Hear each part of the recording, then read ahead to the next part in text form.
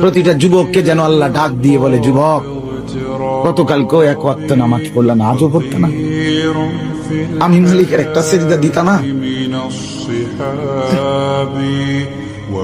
আল্লাহ যেন ডাক দিয়ে বলে ফজরের ওয়াক্তে, আমার বান্দা আজও কি সেজদা দিবে না আমারে?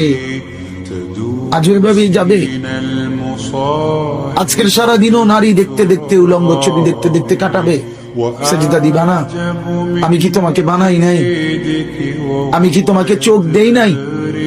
আমি কি তোমাকে কান দেই নাই? আমি কি তোমাকে জবান দেই নাই? আমি কি তোমাকে দুইটা ঠোঁট দেই নাই? ইয়া আইয়ুহাল ইনসানু মা গাররাকা বিরাব্বিকাল কারীম। আল্লাহ বলে, আমার বান্দা, কে তোমাকে আমার মতো দয়ালু মনিব থেকে ভুল পথে নিয়ে গেল? কে তোমাকে পথ হারা করে দিল? আমার চাইতে আপন জন তুমি কাকে পেল? এত বড় আসমান যিনি দিলাম, আমি আপন হইলাম না?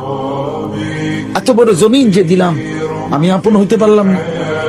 প্রতিদিন তোমার চোখে ঘুম পাড়ায় দেই, আমি সেই মালিক, আমি আপন জন হলাম না? প্রতিদিন আবার ভোরবেলা উঠতে গেলে আমি তো ঘুম থেকে জাগিয়ে দেই, সেই আমি মালিক আপন হলাম? বলেন না বাপ, বলেন। আমার বাপ বলেন, একজন যুবক ভাইয়া তুমি ভাবো, তুমি ডানে বামে তাকাইও না, দয়া করে অনুরোধ, আরেকজনের দিকে তাকে, তুমি ভাবো, তুমি ভাবো, একা ভাবো, একা একজন ভাবো, একজন। তুমি ভাবো দোস্ত, ডানে বামে তুমি দেখো না, তুমি ভাবো মালিক তোমার কাছে কি একটা সেজদা পায় না? আজ কতদিন হয় ছেলেরা এইখানে, তো অনেক ছেলে, আমি তো চেহারা দেখলেই বোঝা যায়।